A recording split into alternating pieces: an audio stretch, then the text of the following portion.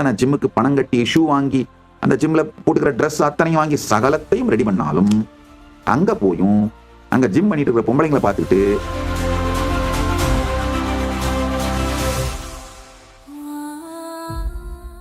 ஒரு ஈ நல் உணவை உண்டாலும் ஏற்கனவே மலத்தை உண்ட அந்த மனப்பழக்கத்தினால் மல வாசனையினால் மலத்தை நோக்கி மீண்டும் மீண்டும் செல்லுகின்ற மனநிலை தான் இதுங்க.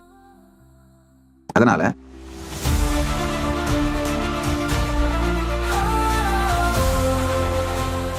உங்க லைஃபேங்கயா அறிவு, இன்ஃபர்மேஷன் பிளஸ் எனர்ஜி, இந்த சக்தி ரெண்டும் மூவிங் த்ரூ ஸ்ட்ரக்சர். சாட்சிச்ச 1வது கேண்டோல 2வது சாப்டர்ல 11வது ஸ்லோகம். சாட்சிச்ச அருமையான வெறும் இந்த 3 சொல். இதுல பாத்தீங்கன்னா சாட்சின்றதான் ஒரு சொல், மீதி 2 எழுத்துக்கள் அவ்வளவுதான். சாட்சிச்ச சாட்சியாக இருந்து யார் அனுபவிக்கிறானோ அவனே அனுபவிக்கப்படுவதையும் உருவாக்குகின்றான். பார்க்கும் மனிதனே பார்ப்பதையும் வடிவமைக்கின்றான். அன்கான்ஷியஸ் செல்ஃப் டாக் வச்சுக்கிட்டு, அன்கான்ஷியஸ் ஸ்ட்ரெஸ் வச்சுக்கிட்டு, அன்கான்ஷியஸ் ஐடென்டிட்டி வச்சுக்கிட்டு, அன்கான்ஷியஸ் பாஸ்ட் ரிஹர்சல் பண்ணிக்கிட்டு, அந்த அன்கான்ஷியஸே ஃபியூச்சரை ப்ரெடிக்ட் பண்ணிக்கிட்டு இப்படி ஓடுனா எப்படி நீங்க நினைக்கிறத மேனிஃபெஸ்ட் பண்ண முடியும்? இதிலிருந்து முதல்ல விடுபடுங்கள், தெளிவடையுங்கள்.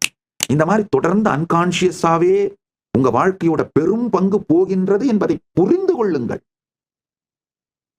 ஒரு சின்ன எக்ஸசைஸ் இப்ப கொடுக்குறேன், ஆழ்ந்து புரிஞ்சுக்கோங்க.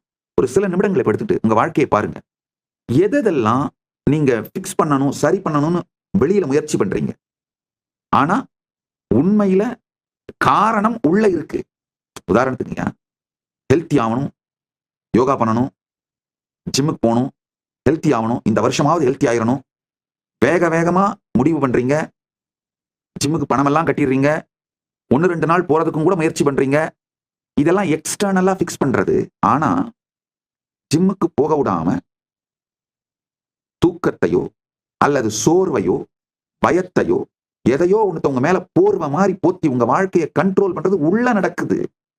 அதை பிக்ஸ் பண்ணாம நீங்க வெளியில எத்தனை ஜிம்முக்கு பணம் கட்டி ஷூ வாங்கி அந்த ஜிம்ல போட்டுக்கிற ட்ரெஸ் அத்தனையும் வாங்கி சகலத்தையும் ரெடி பண்ணாலும் அங்க போயும் அங்க ஜிம் பண்ணிட்டு இருக்கிற பொம்பளைங்களை பார்த்துட்டு இல்ல வேற யாராவது ஜிம்ம நல்லா ஒர்க் அவுட் பண்றவங்களை பார்த்துட்டு ஆஹா அப்படின்னு பார்த்துட்டு வருவோமே தவிர ஜிம் போவீங்க, ஒர்க் அவுட் பண்ண மாட்டீங்க.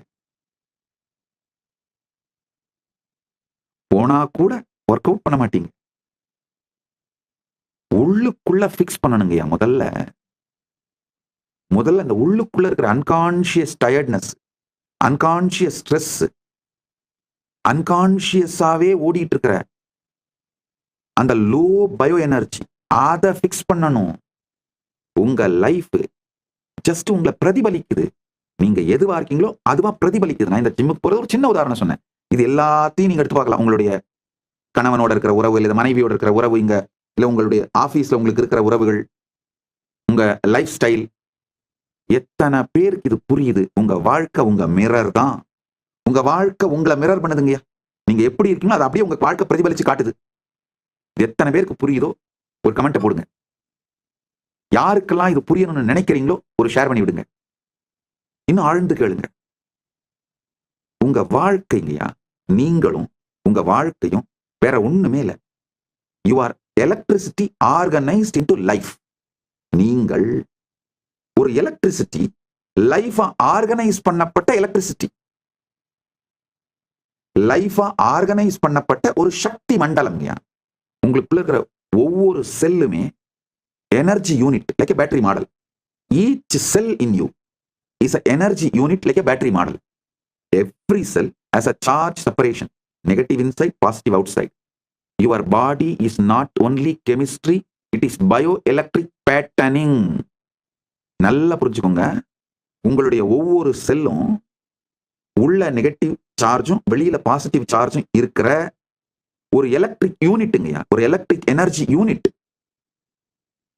உங்க பாடி வெறும் கெமிக்கல்ஸ் கிடையாது, ஒரு வேதி பொருட்களின் தொகுப்பு கிடையாது. இது ஒரு bio electric pattern. Bio electric கட்டமைப்பு. தமிழ்ல சொல்லணும்னா உயிர் மின் கட்டமைப்பு. உங்க உடம்பு ஒரு உயிர் மின் கட்டமைப்பு. பொதுவா மக்கள் வந்து எனர்ஜி பத்தி பேசும்போது அது ஒரு வைப்ரேஷன் சொல்ல வராங்க. ஆனா இங்க லிட்டரலா நீங்களே ஒரு வைப்ரேஷன் தாங்கயா. Charge, gradient, potential. நீங்க உண்மையில ஒரு வைப்ரேஷன்யா. Each cell carries an equivalent of 1.4 volts across nearly 50 trillion cells. உங்களுடைய ஒரு செல்லும் 1.4 வோல்ட் ஈக்குவலண்டான எனர்ஜியை கேரி பண்ணுது with 50 trillion cells. உங்க பாடி ஒரு மேசிவான உயிர் மின் அணு சாத்திய சக்தி. ஆழ்ந்து கேளுங்கள். உங்க லைஃப் எங்கயா அறிவு, இன்ஃபர்மேஷன் பிளஸ் எனர்ஜி, இந்த சக்தி ரெண்டும் மூவிங் த்ரூ ஸ்ட்ரக்சர். அவ்வளவுதாங்க உங்க லைஃபே. உங்களுக்கு இருக்கிற அறிவு, ஞானமும் பிளஸ் உங்களுக்கு இருக்கிற சக்தியும் ஒரு ஸ்ட்ரக்சர்ல மூவ் ஆகுது. அதான் உங்க லைஃப். உங்களுடைய அறிவை விழிப்படைய செய்து அது உங்க எனர்ஜி மூவ் பண்ற ஸ்ட்ரக்சரை ஆர்கனைஸ் பண்ணணும்னா முடிஞ்சு போச்சுங்க, வெற்றிங்க. அது உள்ள நடக்காத வரை நீங்க வெளியில என்ன முட்டி மோதினாலும் ஒரு 4 நாள் ஜிம்முக்கு போயிட்டு படுத்துருவீங்க. ஒரு 4 நாள் கோபம் இல்லாம எல்லாரோடையும் பேசிட்டு 5ஆவது நாள் வெடிச்சு விழுந்து மொத்தமா 4 நாள் கோபத்தையும் சேர்த்து போட்டிடுவீங்க. @கிருஷ்ணகலை 3454 ஒரு அன்பர் யூடியூப்ல கொஸ்டின் போட்டிருக்கீங்க. நீங்க சொன்ன மாதிரி எல்லாமே நடக்குது. பட் என்னால ரொம்ப டைம் அந்த ஸ்டேட்ல இருக்க முடியல. Because of my old life sucks me a lot. அவாய்டும் பண்ண முடியல. இது எந்த ஸ்டேட் சுவாமி அப்படின்னு கேக்குறீங்க.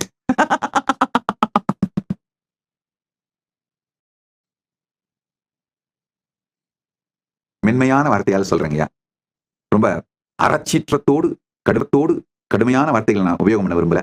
ரொம்ப மென்மையான வார்த்தையால் சொல்ல விரும்புற கேட்டுங்க. ஒரு ஈ நல் உணவை உண்டாலும் ஏற்கனவே மலத்தை உண்ட அந்த மனப்பழக்கத்தினால், மல வாசனையினால் மலத்தை நோக்கி மீண்டும் மீண்டும் செல்லுகின்ற மனநிலை தான் இதுங்க. அதனால தெளிந்து முடிவெடுங்கள். இந்த ஆத்மஸ்புரணம் அப்படின்னு சொல்ற இந்த சமாதி பழகுதலை உங்க தினசரி வாழ்க்கையோடையே கலந்து செய்ய துவங்குங்கய்யா. உண்மையில உங்களை சுத்தி நடக்கிற எல்லாத்துல இருந்தும் வித்ட்ரா பண்ணிக்கிறதுனால அமைதி வராது. உங்களை சுத்தி நடக்கிற எல்லாத்தையும் நோக்கி ரியாக்ட் பண்ணாம சாட்சியா இருக்கிறதுனால தான் அந்த பரமசாந்த நிலை அமையும். அந்த அகம் ஸ்புரண நிலை அமையும். தோன்றாத நிலை அமையும். சமாதி நிகழும். அதனால உங்க தினசரி வாழ்க்கை எடுத்து அந்த வாழ்க்கையோடைய அந்த செயல்பாடுகளை செய்யுங்கள். ஆனால் உள்ளுக்குள்ளும் வெளியிலும் நிகழ்பவர்களை பார்த்து எந்த ரியாக்ஷன் கொந்தளிக்காதீர்கள், வெடிக்காதீர்கள். சாட்சியாவே பாருங்க. மலத்தை நோக்கி மீண்டும் ஈர்க்கின்ற மனத்தை தவிர்த்து நிர்மலமாக, நிரஞ்சனமாக, நிர்விகல்பமாக, நிச்சலமாக, சாட்சியாக மீண்டும் மீண்டும் பார்க்க துவங்குங்கள். ஐயா, உங்களுக்குள்ள இருக்கிற ஒரு செல்லும் ஃபங்க்ஷனல் யூனிவர்ஸ்ங்கய்யா. ஒரு செல்லுக்கும் it has a mini organs. நமக்கு ஆர்கன்ஸ் இருக்கிற மாதிரி ஒரு செல்லும் it has a mini organs. That organs are called organelles. The organelles, they do a specialized tasks. ஆனா ஒரு முக்கியமான விஷயத்தை புரிஞ்சுக்கோங்க. நம்ம எல்லாருக்குமே அறிவியல் என்ன சொல்லுதுன்னா, நியூக்ளியஸ் தான் செல்லோட பிரெயின் சொல்லுது.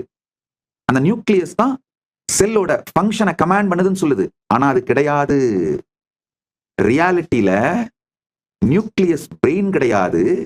அது வெறும் ரிப்ளிகேஷன், ரீப்ரொடக்ஷன் சிஸ்டம் தான். அப்ப செல்ல கமாண்ட் பண்ற பிரெயின் எதுன்னா உங்களுடைய கான்சியஸ்னஸ். இந்த ஈகோ சிஸ்டம் தான் செல்ல கமாண்ட் பண்ணுது. நியூக்ளியஸ் வந்து ரீப்ரொடக்ஷன் சிஸ்டம், பிரெயின் கிடையாது, கமாண்டிங் சிஸ்டம் கிடையாது. நல்லா புரிஞ்சுக்கோங்க. பல நேரத்துல உங்க ரீப்ரொடக்ஷன் சிஸ்டம் தான் உங்களை கமாண்ட் பண்றதுனால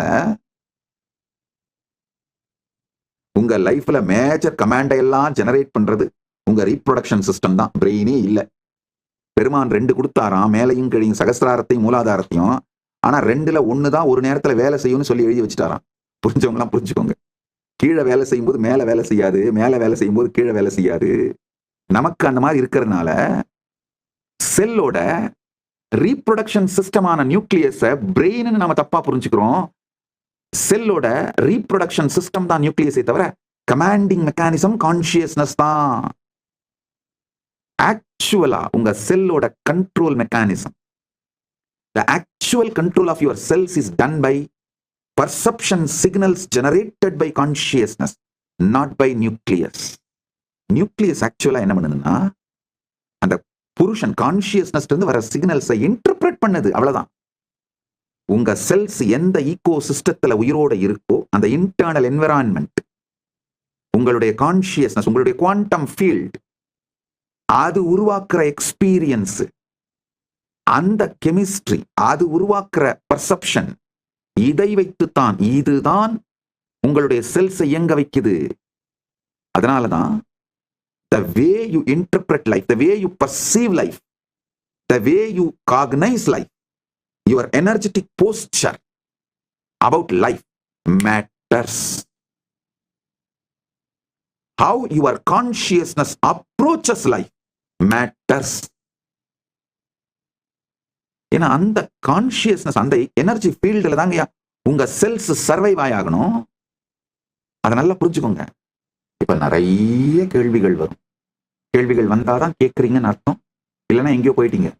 அந்த கேள்விகளுக்கெல்லாம் ஆஸ் நித்யானந்தா ஏஐல போய் உட்காந்து ஒன்னொன்னா கேளுங்க. எலாபரேட்டா ஏஐ பதில் சொல்லும். உங்கள் எல்லா பிரச்சனைகளுக்கும் தீர்வுகளை பெற பகவான் நித்யானந்தரை கேளுங்கள். Ask Nithyananda AI.